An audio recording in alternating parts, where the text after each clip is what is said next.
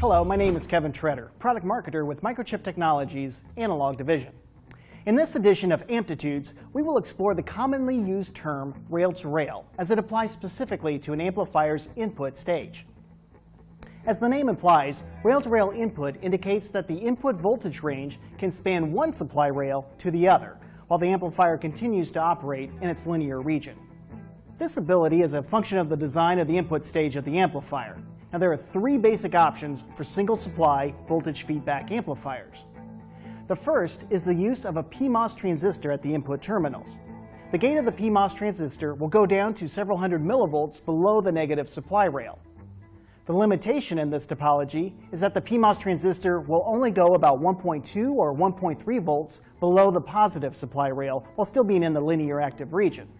A far less common architecture is to use an NMOS input differential pair instead of a PMOS. Now, this is much less common since the NMOS gate voltage is restricted to 1.2 or 1.3 volts above the negative supply rail, although it is capable of swinging all the way to the positive supply rail.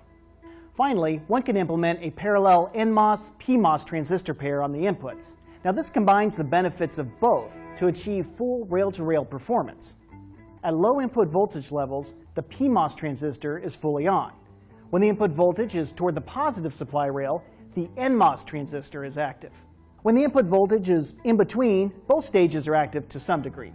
One compromise that exists when using an NMOS-PMOS parallel input is crossover distortion. Now, in this context, crossover distortion occurs when the input voltage changes from one transistor region to the other. This behavior is most apparent when looking at the input offset voltage of the amplifier across the input common mode range.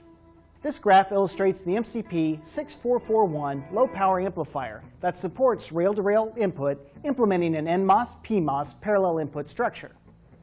As you can see, the input stage changes from the PMOS input pair to both PMOS-NMOS input pairs around half a volt above the negative supply rail.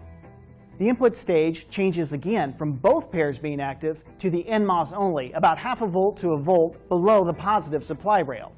One technique that suppliers use to eliminate this performance compromise is to use a PMOS input structure with an integrated charge pump that enables the PMOS input pair to remain in the linear active region across the entire input voltage range, from the negative to the positive supply rail.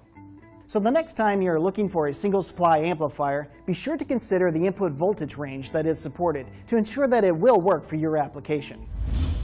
Thank you for joining me for this edition of Amplitudes. For more information, please visit www.microchip.com/linear.